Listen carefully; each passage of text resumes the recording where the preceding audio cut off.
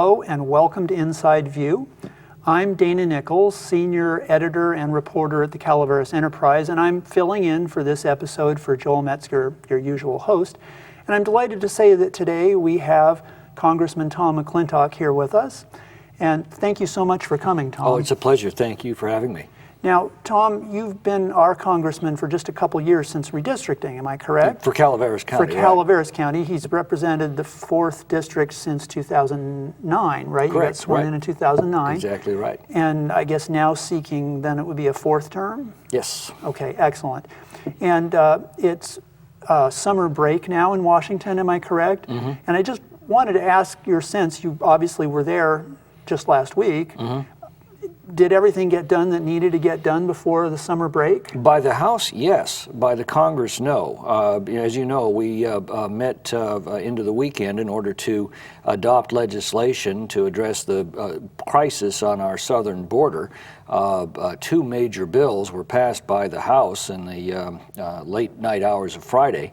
Unfortunately, the Senate has not taken them up, and the Senate has not passed its own measure in response to the border crisis. So, yes, the House did act. In fact, the House has sent about 350 major bills over to the Senate, only to have the Senate sit on those bills. Well, thank you for that update. I was surprised to learn that this crisis is severe enough in terms of the volume of people. They had actually been considering a federal facility in Lathrop as another site to temporarily detain some of the children who come unaccompanied to the border.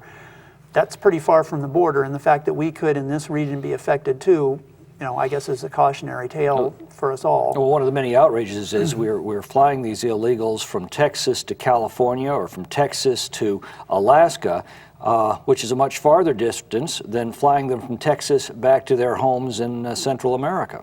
Yeah, well, just let's give our listeners a little bit of background on your career, because before you began representing the 4th District in Congress, you had done some work in the state level. So could just refresh me on what the various duties were that you fulfilled. Oh, I spent 22 years in the state legislature, including 8 in the state Senate. I focused a great deal of my attention on California fiscal issues. I also was vice chairman of the Assembly and then the Senate Transportation Committees during those years. Excellent. A lot of great experience to take to Washington then. Doesn't guarantee... I thought so. But it doesn't guarantee you get anything done necessarily. Well, one of the things I discovered is that the process in Washington is quite a bit different. There's a much greater breadth of issues. You're dealing with a very different dynamic back there with 435 people in the House. It's much different than California State Senate, where you're dealing with 40 people. I see. No, I had to go through the same learning curve as everyone else. Okay. But yes, there are frustrations because of the intense divisions in the Congress. But I've often pointed out the reason the Congress is so badly divided is because it reflects the country, and the country at the moment is badly divided. The debates that go on in Washington are merely a reflection of the much larger debate that's going on among the American people right now. That's the debate that matters. That's the debate that goes on over backyard fences and family dinner tables and coffee at Starbucks. And it's upon the outcome of that debate that these issues will be decided. Once that happens, then you'll see them rapidly reflected in the debates in Washington. Well, we've had some debates here that we're going to get into in just a minute or two, but we've also had some wildland fires here. And I know that your district includes the area of the Sand Fire that is contained now, right, and not a threat any longer to people's houses burning down, but we did have... Tell us about what you saw, because I understand you visited that site. Well, I was actually at the county fair the day that the fire broke out, and what I saw was an awful lot of smoke.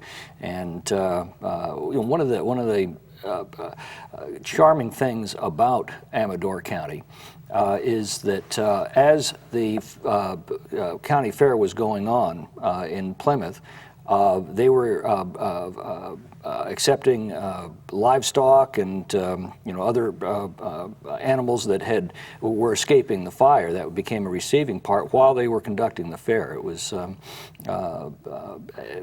interesting juxtaposition of civic spiritedness by people. Yeah. Let me read you a news story related to wildfires, just the top of it. The U.S. Forest Service will soon have to scale back some projects designed to help prevent wildfires so that it can meet the expenses of fighting this summer's fires. Right. That's from the Associated Press. What's going on here? Can we not afford to thin the forest properly? Well, there are a lot of things that are going on, and the most important one is what you've just mentioned. It used to be that we would harvest excess timber out of the forests. That kept them from becoming overgrown, and it means we had less fierce and frequent fires. We had much healthier forests, and we had a thriving economy. Over the past 30 years, we've consigned our forests to what I can best describe as a policy of benign neglect. The forests have become terribly overgrown.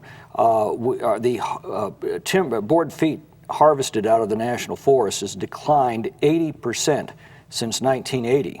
And if you put that on a chart, you'll see that there is a direct correlation between the decline in timber harvest and the increase in acreage destroyed by fire. That's the single most important threat to our national forests, is that we have allowed them to become horribly overgrown, and now we're suffering not only increasingly frequent and fierce fires, right, but also increasing cases of pestilence and disease as these overgrown forests become stressed because of the dense concentration of growth. Now, I did want to mention for our listeners, you serve on the House Resources Committee and so have extensive exposure to these issues. And on the subcommittee on public lands, which has direct oversight over the national forests. But of course, it's also fire suppression is an issue because we've eliminated one of the mechanisms that did thin the forest before. And the critics of your viewpoint would say that thinning and logging are not necessarily the same thing. Well, they very much are the same thing. Okay. If you don't thin the forests by removing excess growth, you're going to end up with the conditions that we see today. Well, why not do controlled burns or use methods that are more like the traditional fire methods? We have always used controlled burns, but the fact of the matter is that our national forests are a tremendous resource. You know, a forester years ago told me this. He said, look, all of that excess timber will come out of the forest one way or another. It will either be carried out or it will be burned out, but it does come out. When we carried it out, we had much healthier forests and we had a thriving economy. Since we have adopted this environmental extremism into our public policy, we're now watching that excess timber being burned out. And because of the environmental restrictions, once the timber has been killed by a fire, we can't even salvage it, which is outrageous. And yet I have John Buckley, the executive director of a local environmental group, telling me he's been encouraged by the response to the Rim fire, that in fact environmentalists and public lands officials and loggers have cooperated to get some logging done in there. That's absolutely false. The only logging that's been going on there has been the emergency logging for trees that are a threat to the roadways.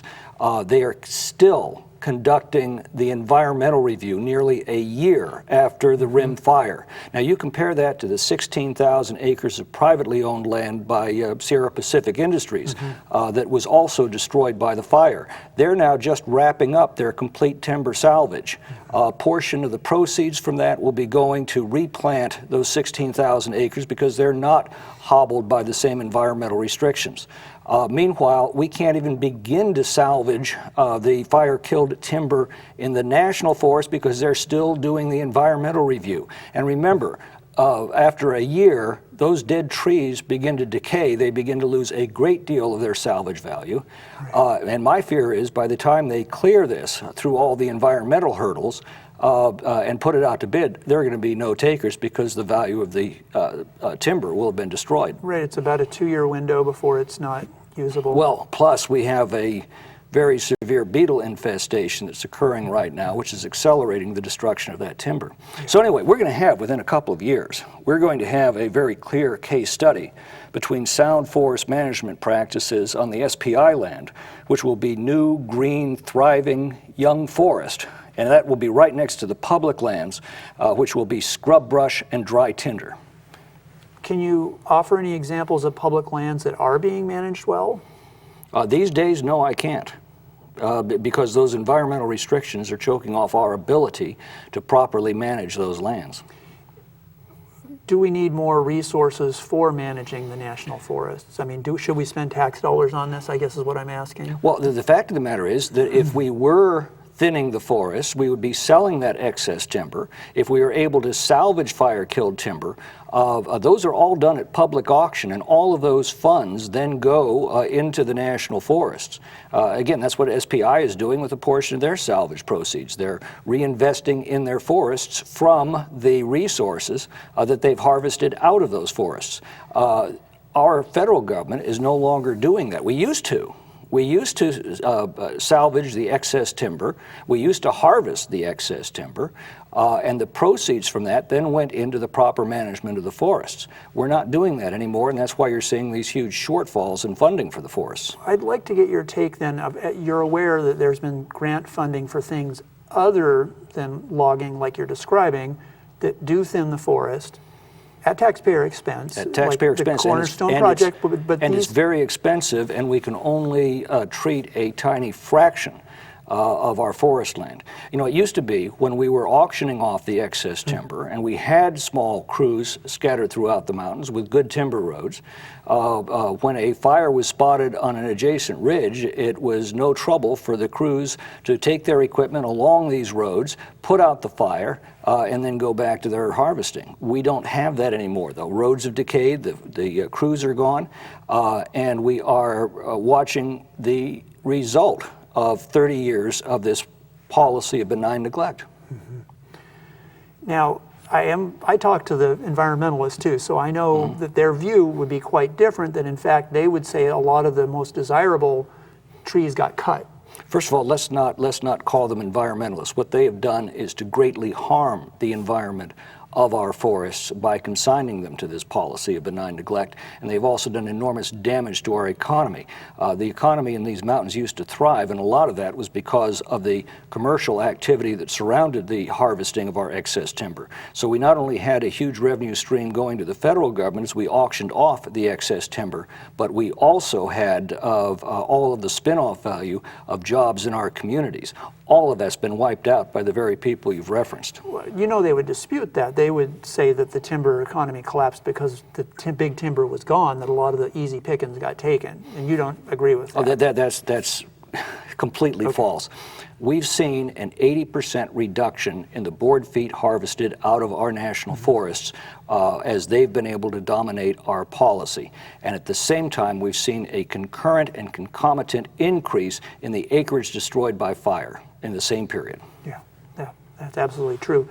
So when I hear Tom Vilsack worried about having to take money from thinning programs to pay for firefighting, you're not concerned about that because you don't think the thinning programs are effective? No, I am very concerned about that. Then what should we do on that? Do you have any thoughts on? We need to fund forest firefighting the same as we fund other natural disasters. What we're seeing is the funds, the limited funds that we have for forest management are being increasingly bled away to fight fires. And as we fight those fires and expend that money, then there's less money to treat the acreage, and therefore it becomes a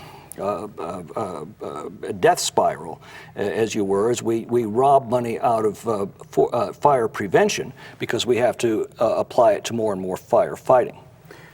But I think you were telling me that you believe we have to spend the money on the fire prevention because we're not doing the logging that could have served the same That's the biggest purpose. Of the problems. That's the biggest of the problems. Right, okay. You know, I would like to see the auctions of excess timber going back into the proper management of our forests. Right. With the benighted condition of our economy, is there even enough demand to take all that timber right now? Oh, sure there is. Again, SPI has salvaged all of the timber that was killed on its property in the Rim fire and is processing it even as we speak. Yeah, we used to have a lot more mills operating in Calaveras. We don't have any We had mills dozens and dozens in Calaveras of mills. at all right now. We had dozens of mills operating throughout the Sierra Nevada, and that was a huge source of prosperity for all of the people in this region.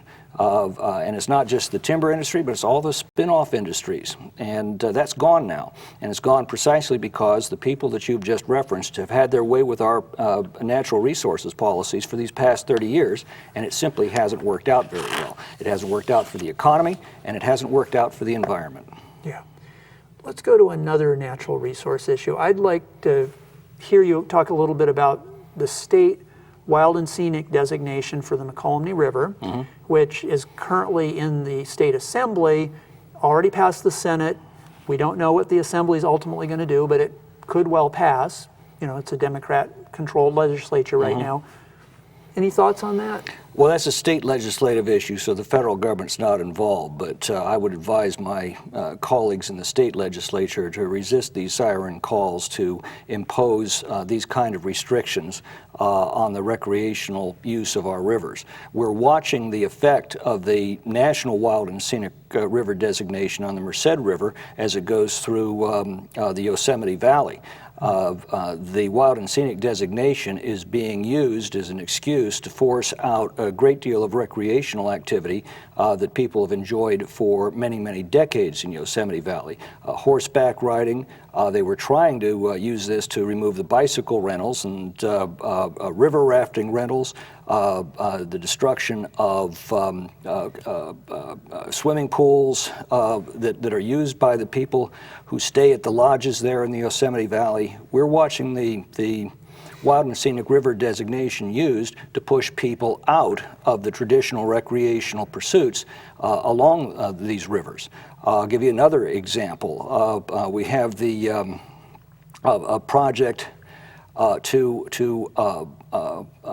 increase a dam spillway by 10 feet, Merced Irrigation District. Oh, right. And that one. Yeah, and in order to, and the water storage is desperately needed. By doing that, just by raising the spillway 10 feet, they can store another 70,000 acre feet of water. That's enough for the annual needs of a city of 500,000 population. But in order to do that, to expand the lake, they have a wild and scenic river designation that was superimposed upon the earlier designation for the hydroelectric project.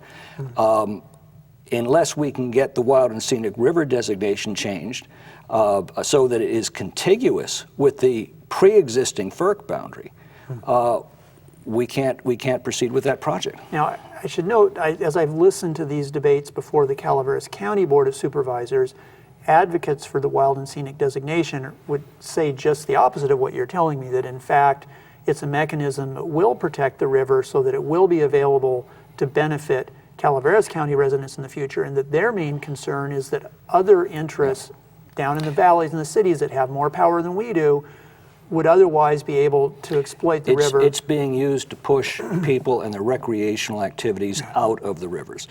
This is a radical notion that instead of using, well, for example, the Yosemite Valley, or the original grant, was for public use, resort, and recreation, and that's never changed.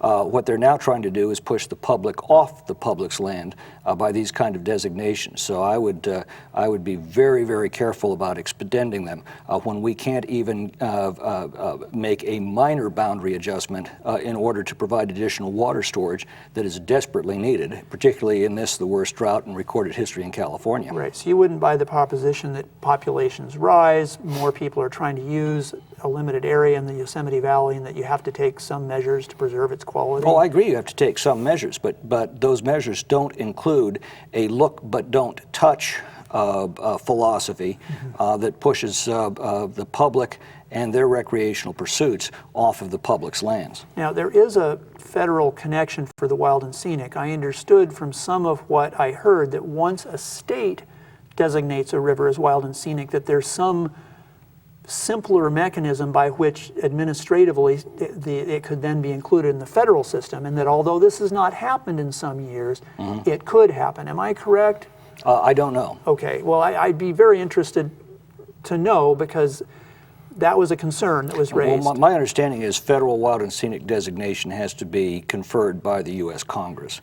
Mine too, that was that it would have to normally be conferred that way. So that's a question for you. Is there some mechanism once it's in a state system that it could? I'm not aware of that. Okay. I'm not aware of that. Well, I would think, and you'd be concerned if you knew. I would be very concerned because of what I've watched the wild and scenic designations being used to do. Right. Push the people off the people's land and to obstruct simple and desperately needed water projects in a period when we're suffering an unprecedented drought.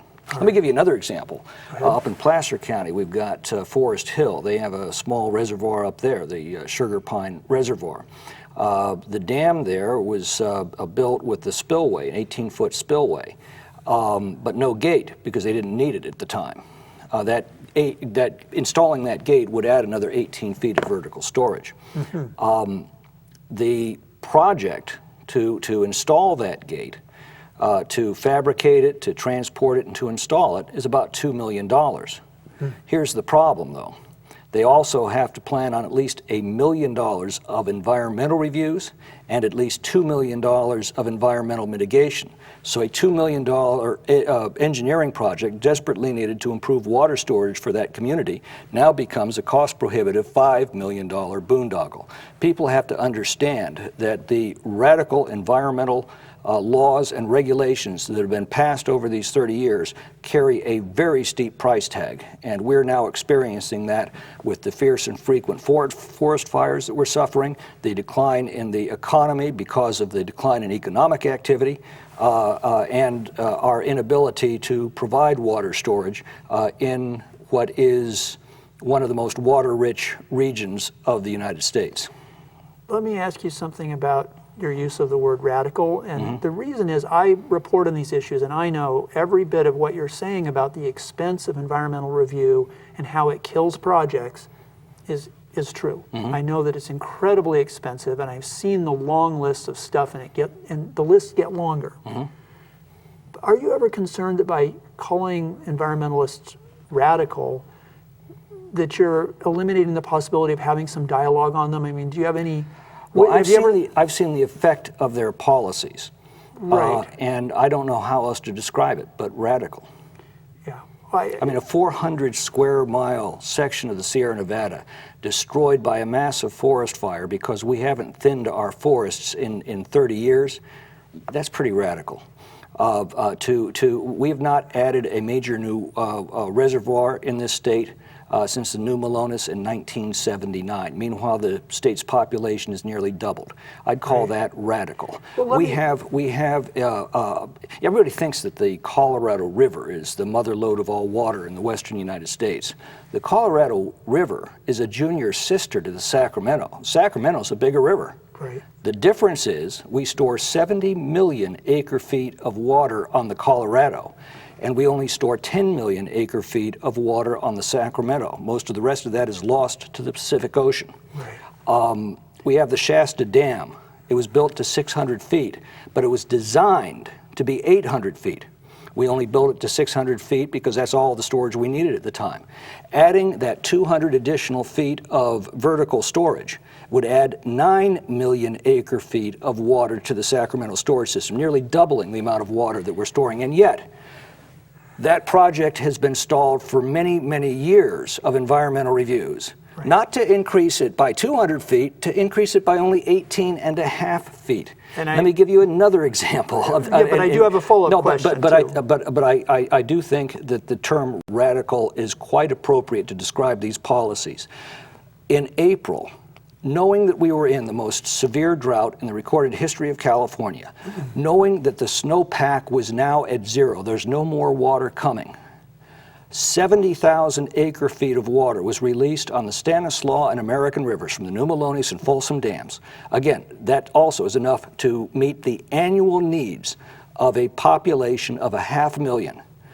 That amount of water was released in what they call pulse flows. For fish. For the express purpose of adjusting the water temperature in the river so that it's just right for the fish. That water's now gone. And to release that volume of water in a critical drought is, yes, it's radical, and it's done enormous harm.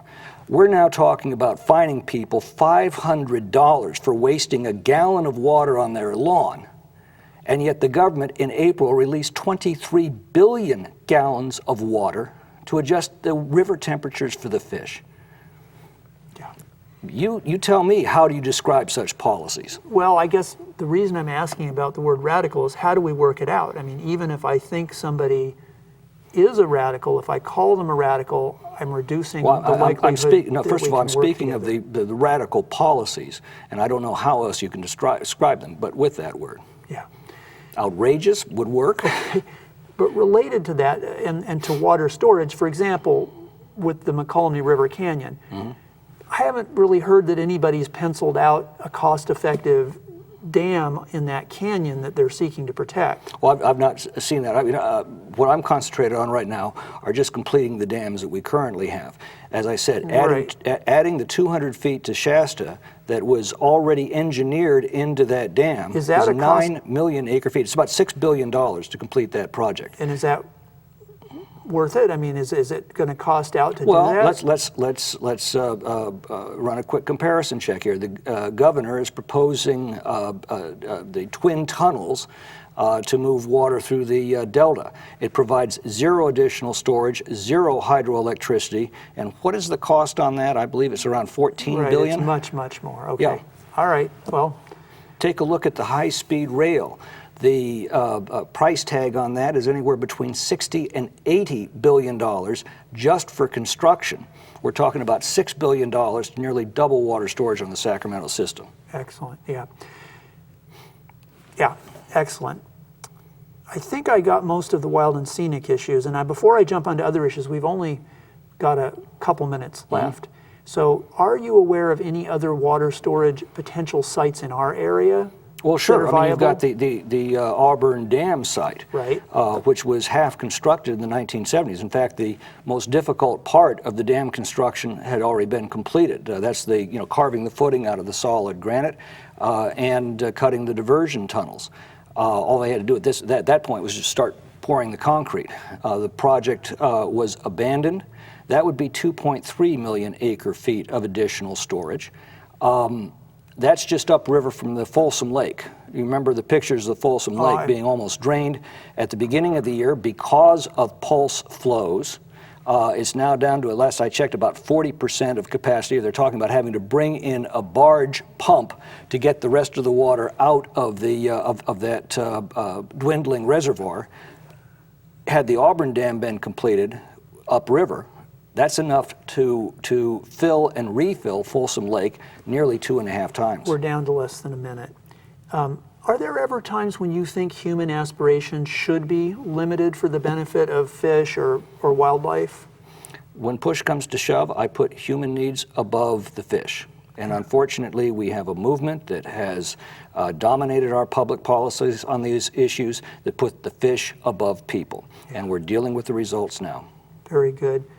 Tom, thank you for pleasure. coming and spending a half hour with us. We're grateful to hear a little bit about what you're working on and what's going on in Washington. Dana, I'm grateful for your having me. Thank you.